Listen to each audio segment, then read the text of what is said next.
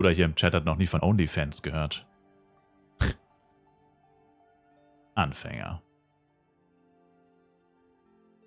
He never heard of the OnlyFans before.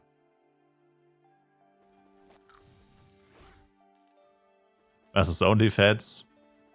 Eine Plattform, wo Flive-Spieler Ideen austauschen. Ideen und Screenshots von ihren Charakteren.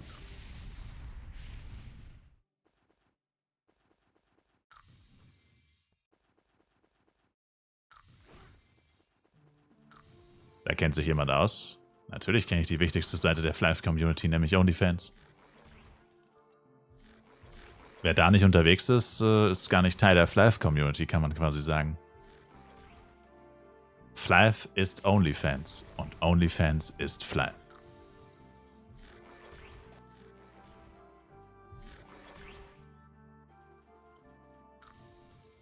Sportsfreund. Um damit Geld zu verdienen, denen sollte man dringend mal einen Taschenrechner zu Weihnachten schenken. Und ein bisschen Malrechnen.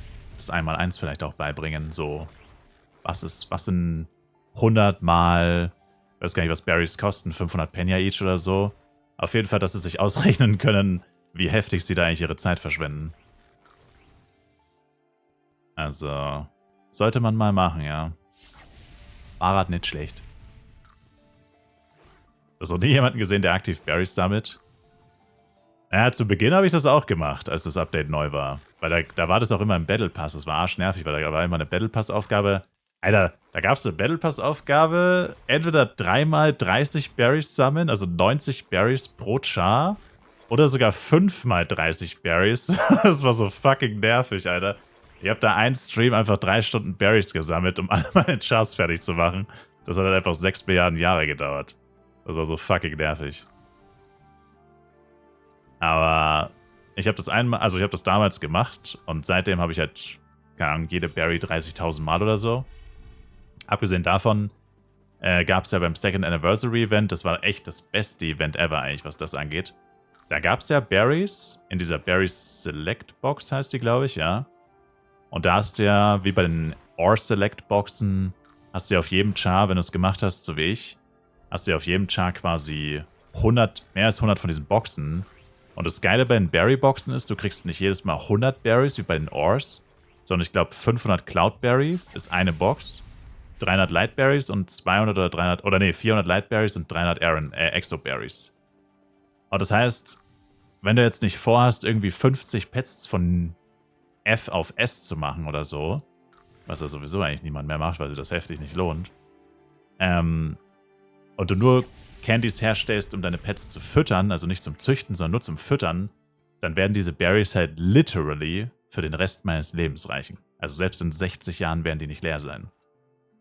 Weil du mit 500 Cloudberries kannst ja, also du kannst so viele Candies damit herstellen, das hält für hunderte Stunden. Das ist geistesgestört. Also jetzt nicht aus einer Box, aber pro Charakter tausende Stunden wahrscheinlich sogar mit diesen 150 oder was auch immer man da hatte, Berry-Boxen. 120 bis 150 oder so war ja unterschiedlich, war nicht auf jedem Char gleich, aber das ist brutal. Also allein schon deswegen wird sich das niemals wieder lohnen, weil, also ich werde niemals in meinem Leben Berries kaufen. Und ich denke mal, ich bin nicht der Einzige, der da viele Boxen gefarmt hat. Na gut, selbst wenn du Berries kaufst, die kosten ja eh nichts, das ist ja der Vorteil. Aber ja, also wie gesagt, wer Berries farmt, ist ein bisschen lost. Ein bisschen sehr lost. Ich glaube, das ist das, was sich in Flive mit Abstand am wenigsten lohnt. Flive Universe.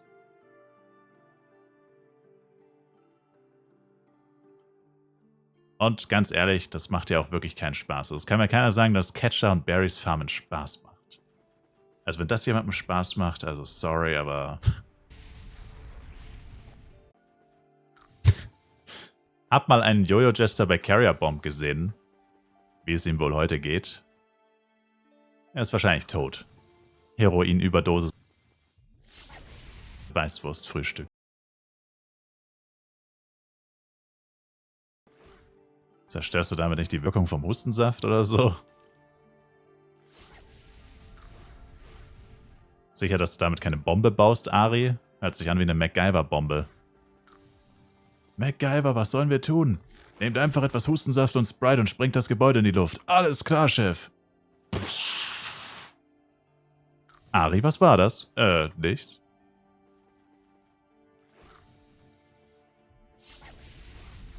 Wäre ich vorsichtig, Ari. Da wäre ich vorsichtig. Ich bin kein Chemiker, aber das hört sich ganz schön gefährlich an. Und ja, ich habe Chemiker gesagt. Ja, die wissen... Life is more addictive than cocaine? Well, that's a statement.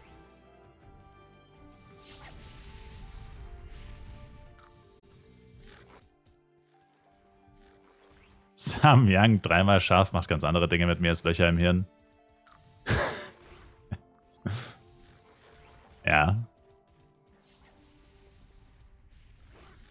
Wenn du davon jeden Tag 3 Packungen frisst, ist das doch sicherlich nicht so gut für dich. Machst du ja aber wahrscheinlich nicht. Du bist ein Flive-PC. Und damit meine ich jetzt keine AOE-RMs oder so ein Scheiß, sondern RMs, die actually mit Stick 1v1 Damage gemacht haben. Also quasi Stick und damit Crit-Rate und Crit-Damage gesockelt. Und Crit-Damage Set und Crit-Damage Schmuck. Crit-Damage CS. Und alles hat irgendwo ein Stück weit funktioniert bei Flive-PC.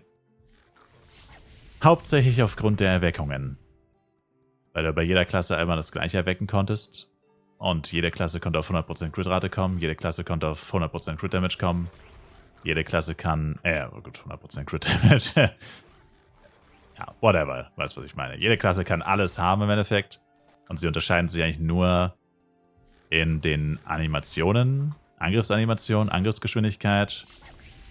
Dann natürlich die Skills, wobei Skills im Flive-PC Damage-technisch noch nie eine Rolle gespielt haben. Außer halt bei Mages. Ansonsten überhaupt nicht. Ja, das war ja der große Unterschied. Deswegen wundert es mich eigentlich auch, weil Flive war ja wirklich... Also eigentlich ist es echt komisch. Weil Flive Universe waren ja von Anfang an alle gegen die ganzen Erweckungen und so. Und voll viele Leute haben diese Erwecksysteme und so komplett verflucht und so verteufelt und so. Und eigentlich ist das schon komisch, weil erstens gab es Erweckungen ja wirklich fast von Anfang an. Also es gab nur eine ganz kurze Zeit komplett ohne Erweckungen in Flive PC. Also wirklich sehr kurz, bis Erweckungen kamen. Die ersten Erweckungen, wohlgemerkt. 1er bis 3er Slots, random. 1, 2 oder 3.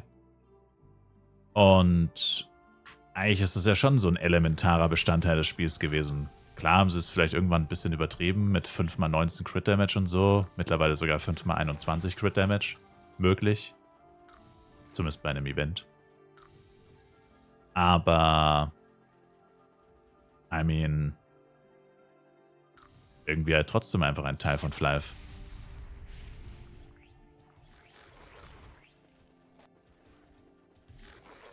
Ein ziemlich elementarer. Deswegen komisch, dass es bei Flive Universe so extrem verteufelt wurde. Weiß nicht, wie es jetzt ist. Ich glaube, jetzt wäre es anders. Weil viele von diesen Hardcore-Oldschool-Fans spielen mittlerweile kein Flive Universe mehr. Zum Glück muss man sagen, die waren echt die Krätze. Die waren so fucking nervig, diese Typen, teilweise. Also hat richtig gemerkt, die haben ihr gesamtes Leben lang nur P-Server gespielt und hatten eigentlich keine Ahnung von Flive und einfach irgendeine Scheiße gelabert und dachten, das denkt jeder, was die labern. Das war eigentlich richtig schlimm. Richtiger P-Server-Cringe.